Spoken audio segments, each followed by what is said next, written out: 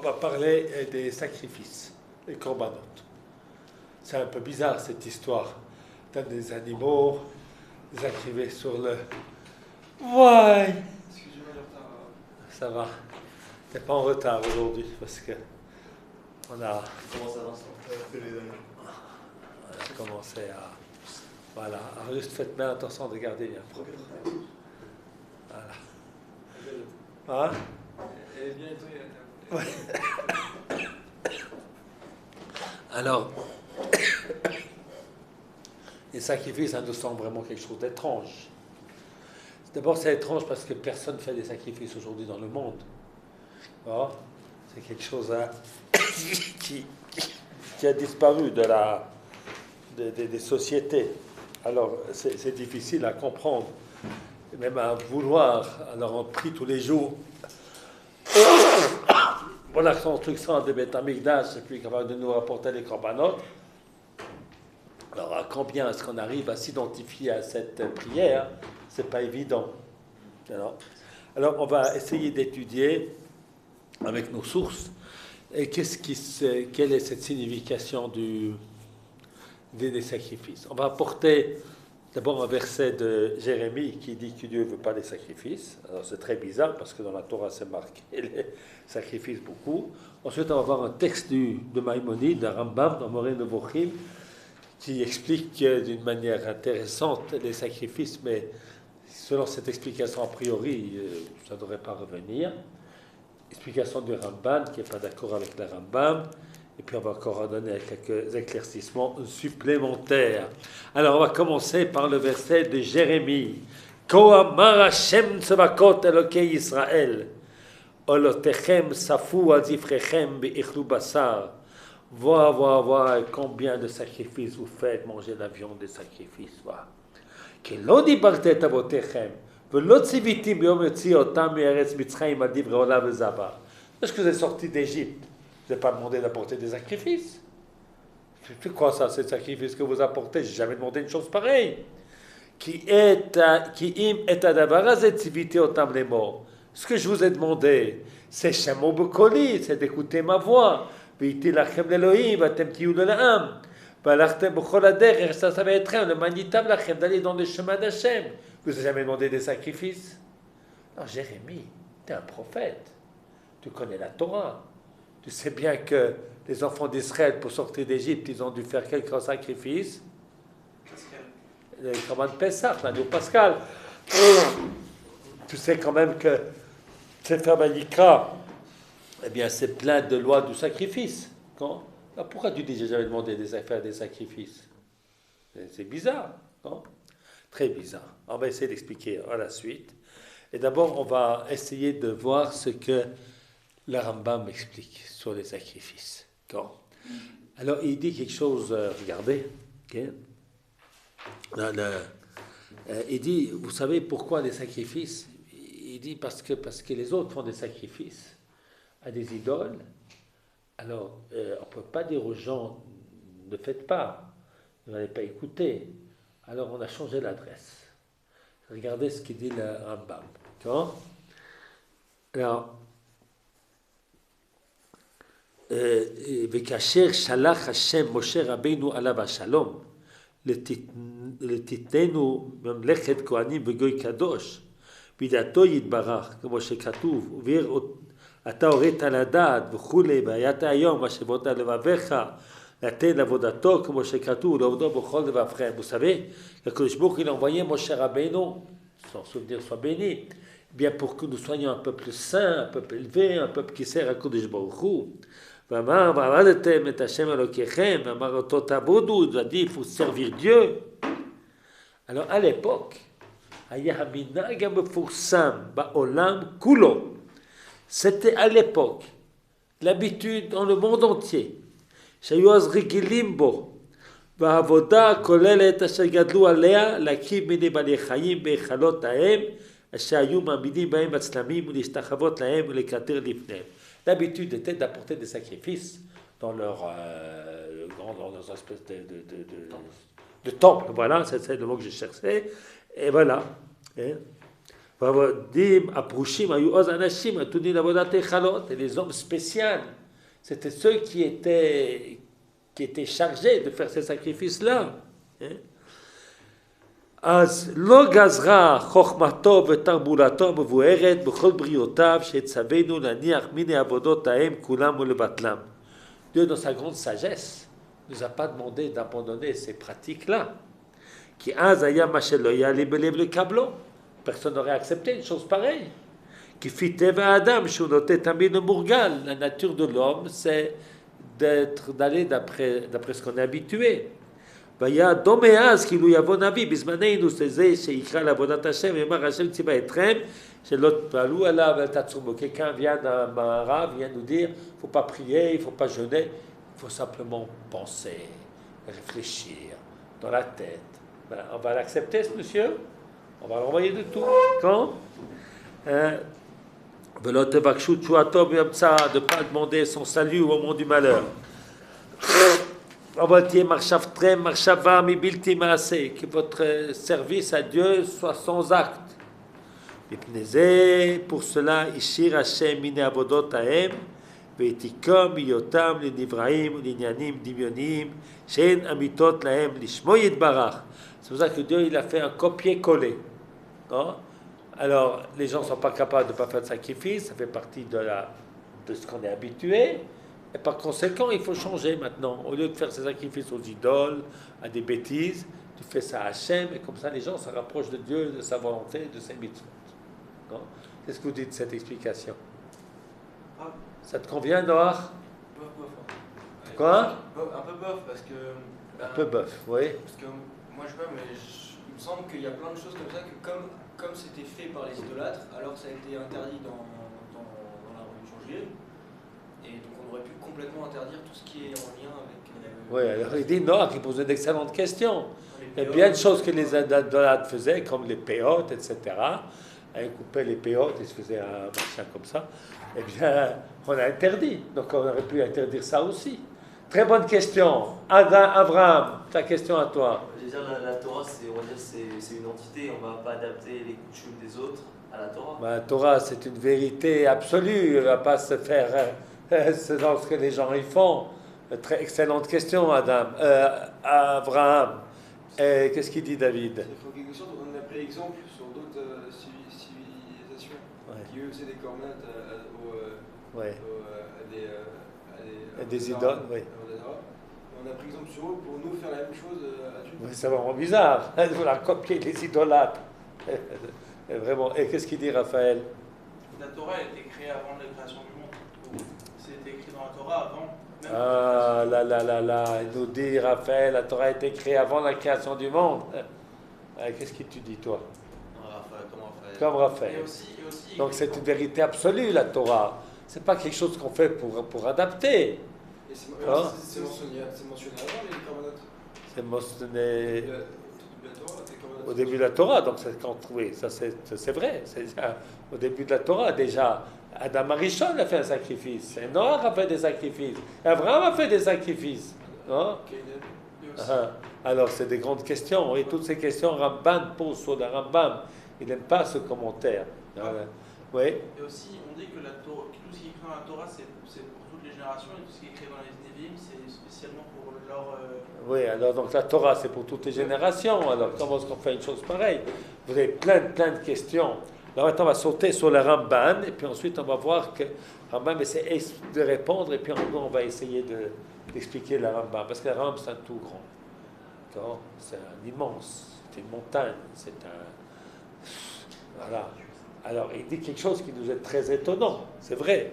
Alors, regardez, Ramban, vous avez dans le texte après, la shon à korbanot, la shon et korbani lachmi l'isha reach nichochi. וחלילה שלא יהיה בהם שום תועלת ורצון, רק שולות עבודה זרה מדעת השוטים. Ce qui est marqué dans la Torah, et korbani lachmi l'ishaï reach nichochi. C'est quelque chose que je souhaite, reach nichochi. וחלילה, parce que Dieu nous garde d'une pensée pareille, שלא יהיה בהם שום תועלת ורצון, רק שולות עבודה זרה מדעת השוטים. que toute l'intention de toutes ces halakhot, cette Torah pleine de choses de sacrifice, c'est uniquement pour qu'on ne fasse pas comme les imbéciles. Les imbéciles, c'est eux qui doivent dicter notre vie. Je vais donner une autre raison qui est plus valable. Dit la Rambam. Il n'est pas d'accord avec la Rambam. Il n'a pas dit pour ça qu'il ne faut pas lire dans ses livres. Voilà. Il a dit, il y a une question, je ne suis pas d'accord. Ça ne m'a pas l'air logique. Qui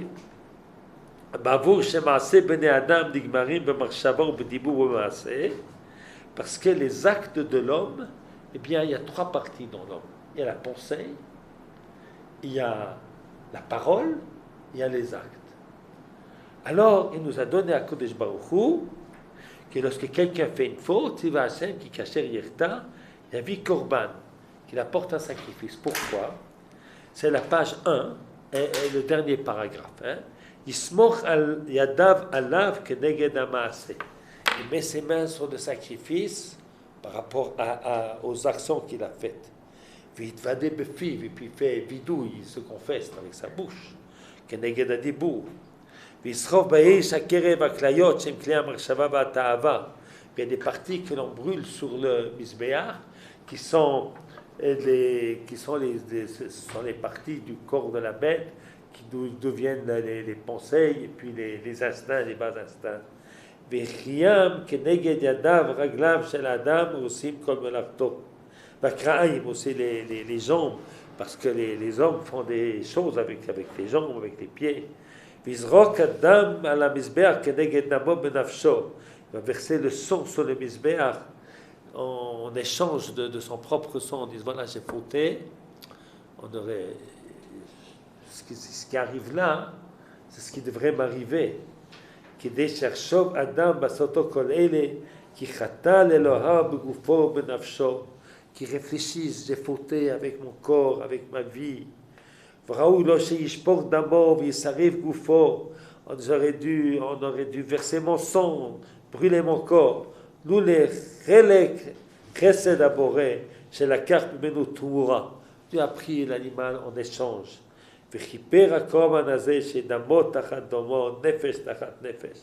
Voilà, donc c'est quelque chose de très symbolique pour nous amener à réfléchir, à penser à ce que nous sommes. Donc l'explication est tout à fait différente, le Rambam. Et après il dit, selon la Kabbalah, il y a encore un secret, et peut-être qu'il pense à ce que dit le Rabbi Yehuda Levi, que pour que la Shrina, on a fait une fois un shiur sur la Shrina, je crois, que pour que la Shrina se repose, eh bien, il y a des actes qu'il faut faire. Ce sont ces actes-là qui permettent de faire venir cette lumière divine dans le monde. Oui.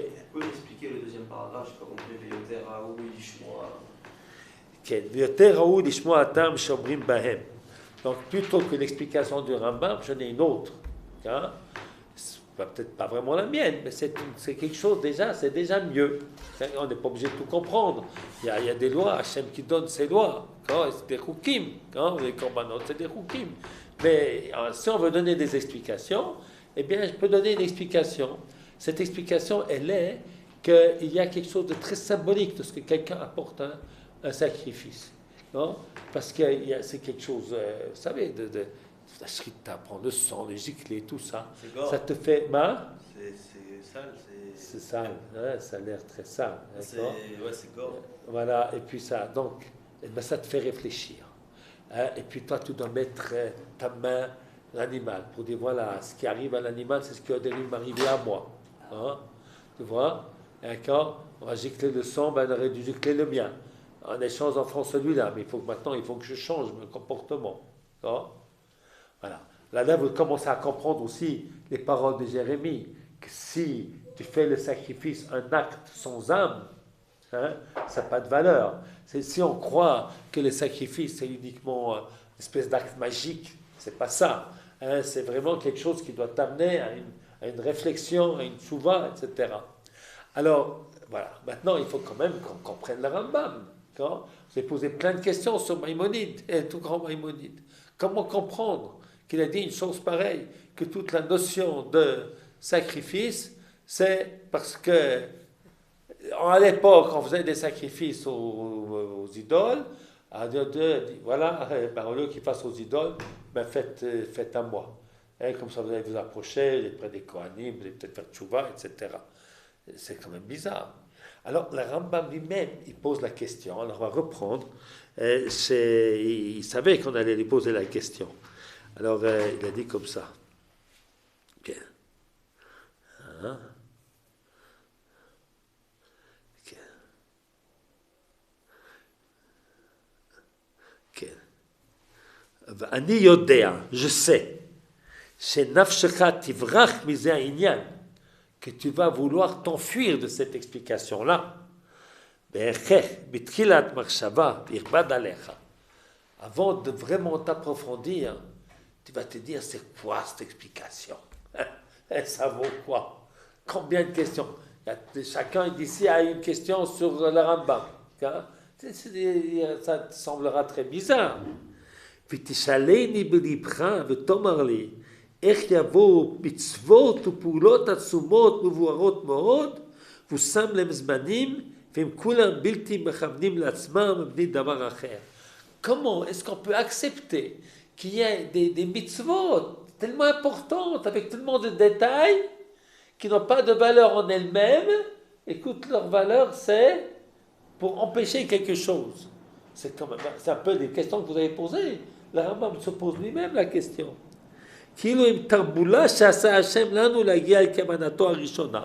Comme c'est une combine que Dieu fait pour nous amener. ואיזה מונע היה אצלו לצוות אנו כוונתו הראשונה. ייתן לנו היכולת לקבלה ולהצליח לאלו אשר חשבת שהם על צד הכוונה השנייה.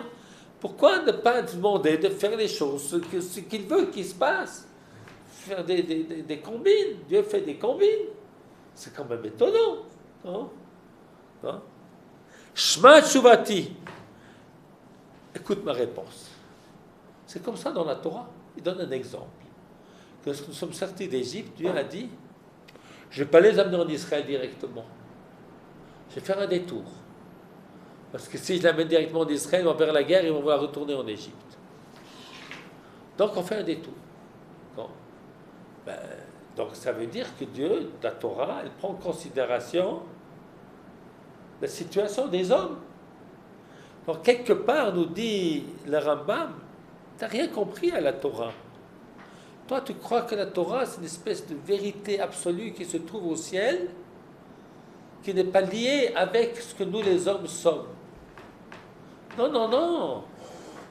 La Torah, elle a été faite pour les hommes. Et les hommes avec leur faiblesse.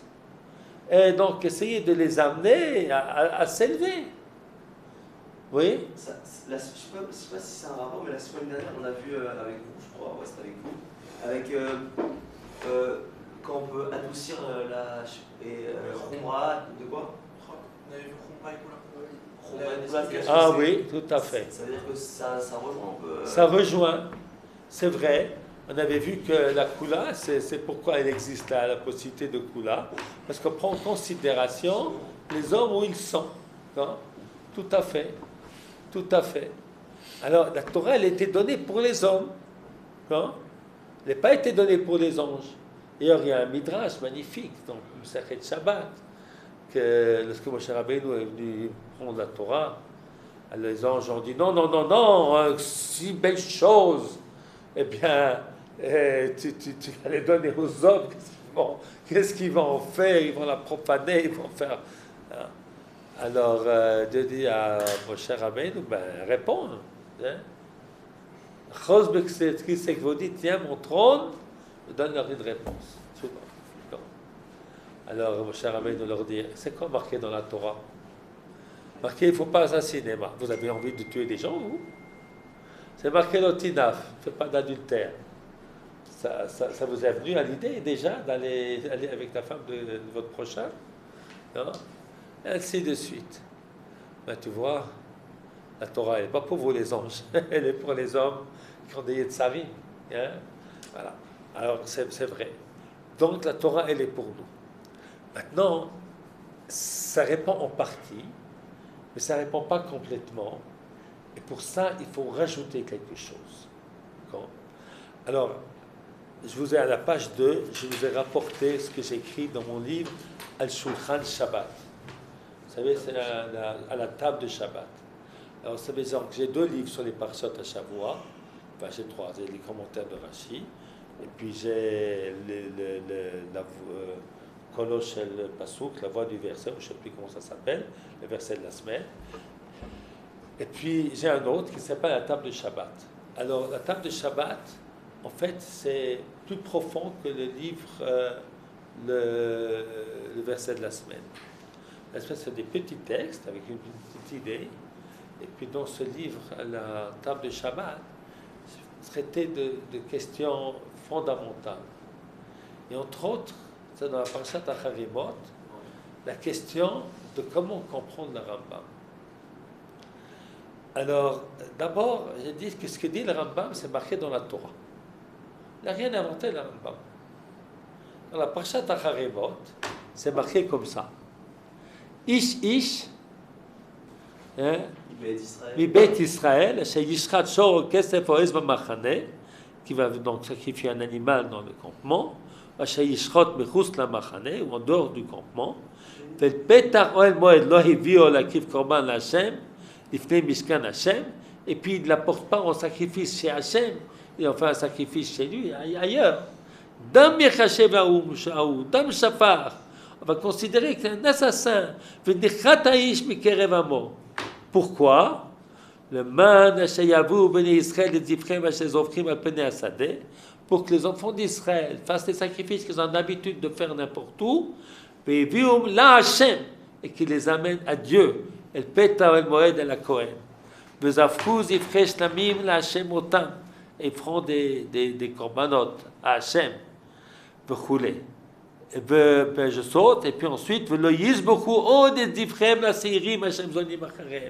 et ils arrêteront de sacrifier aux démons, toutes sortes de croyances bizarres. Non? C'est la Torah qui a dit ça. Rambam n'a rien inventé. Ça, c'est premièrement. Deuxièmement, je vais vous expliquer ce que dit la Rambam. Après, moi j'ai marqué ça dans mon livre. Après, je crois que j'ai vu ça dans une lettre que mon père a écrite à quelqu'un qui a posé une question. Et que par conséquent, ce n'est pas mon chidouche à moi, c'est le chidouche à lui que j'ai dû entendre et c'est rentré dans la tête. Mais j'ai oublié que d'où ça vient.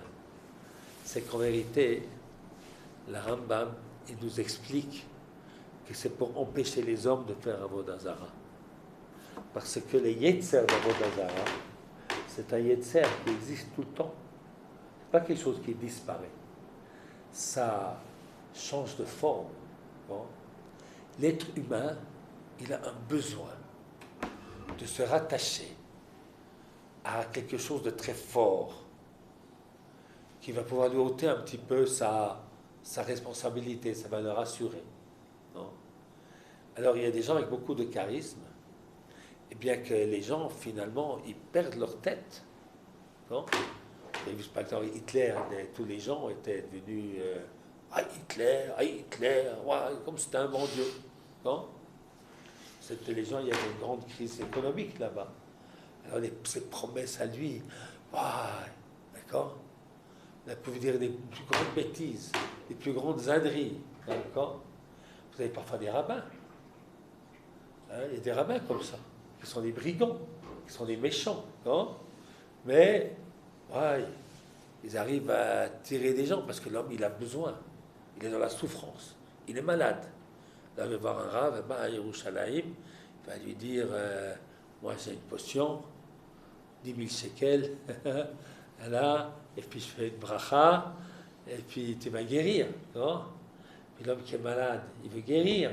Il est prêt à tout. Non? Il paye. Oui, il paye. Il paye, et d'autres, ils sont riches.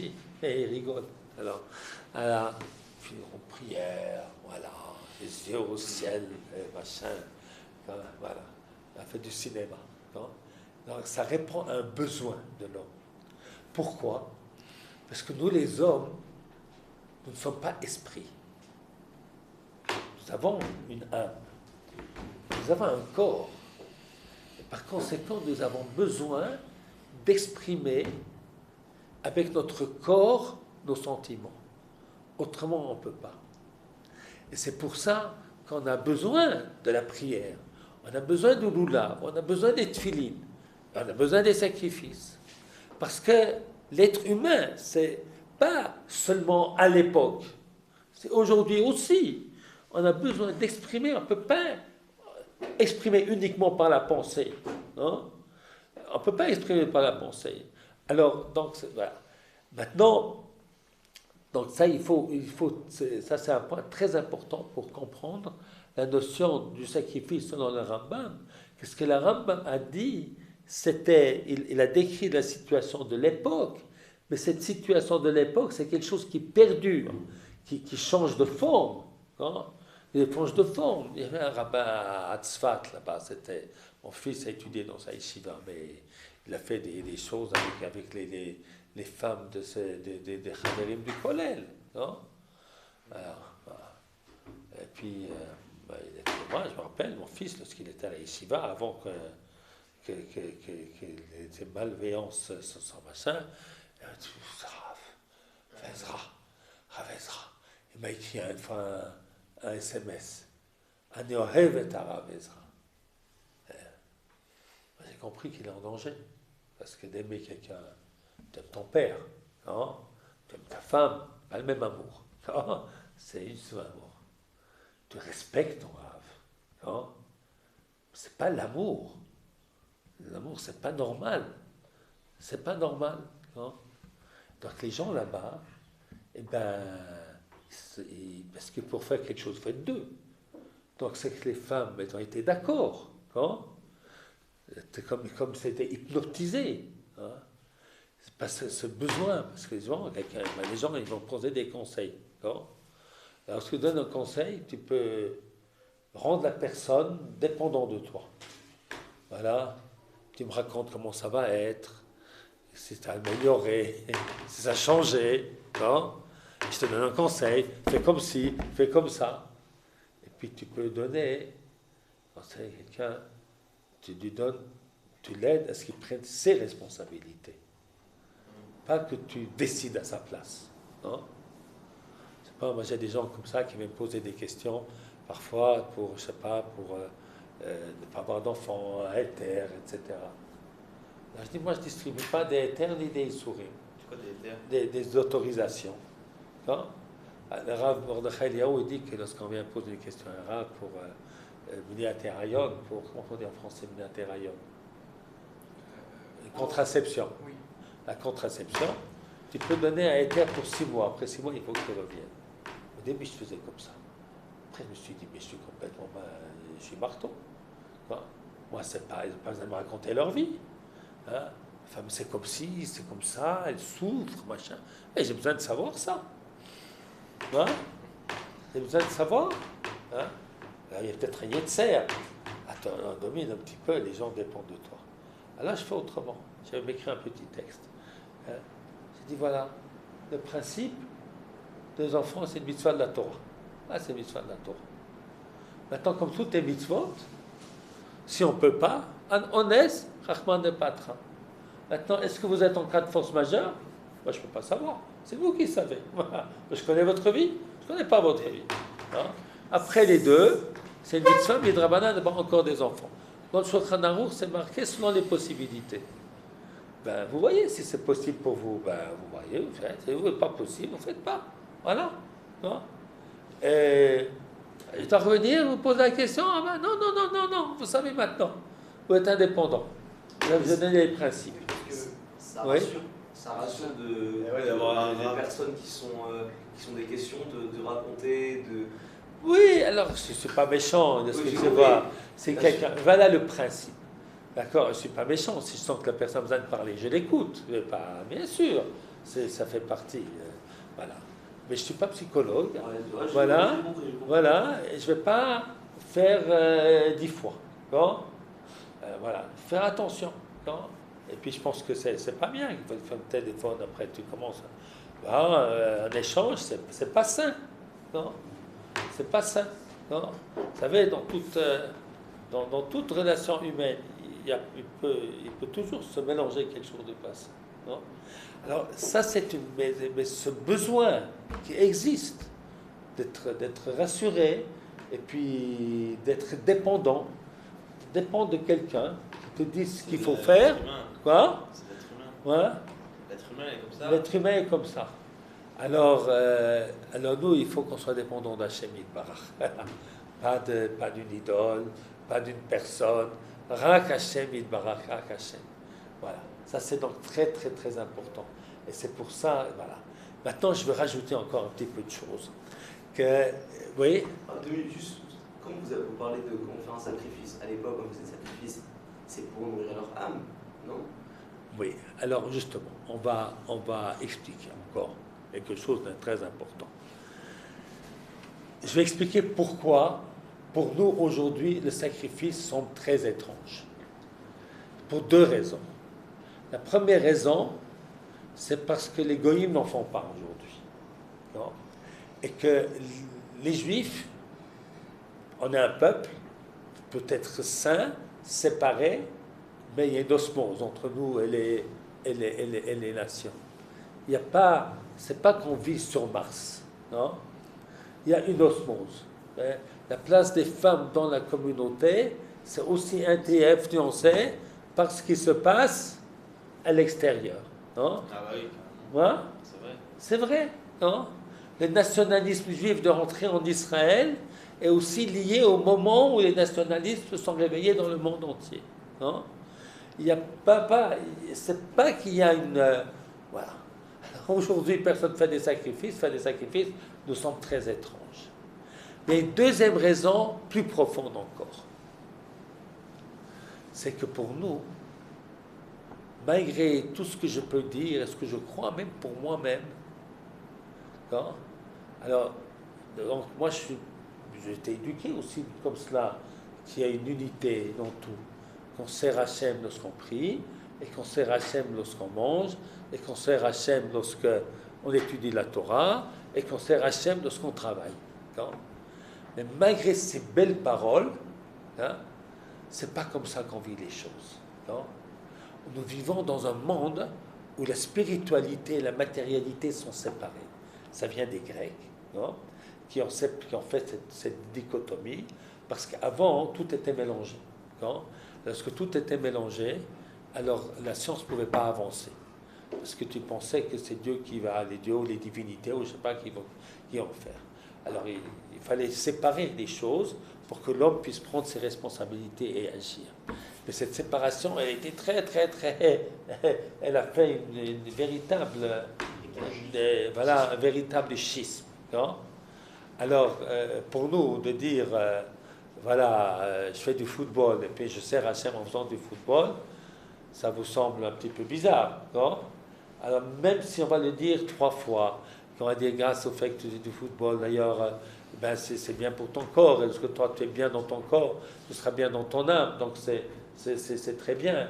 Et puis, tu vis avec d'autres personnes, et puis tu aides d'autres personnes, tu mets de la joie, il n'y a pas plus grande mitzvah. Un Gemara dans le Megillah, non, c'est dans Ta'anis, quelqu'un qui dit, c'est qui ici qui mérite le Olam Haba, hein? Il y avait le Guignol. Pourquoi? Eh bien, première raison, il y a 2 raisons dans la Gemara. La première raison, c'est parce que il faisait rire les gens qui étaient tristes. Ils s'appellent les Guignols, et puis ils sortaient de bonne humeur. Ah, c'est un grand sadique, ça.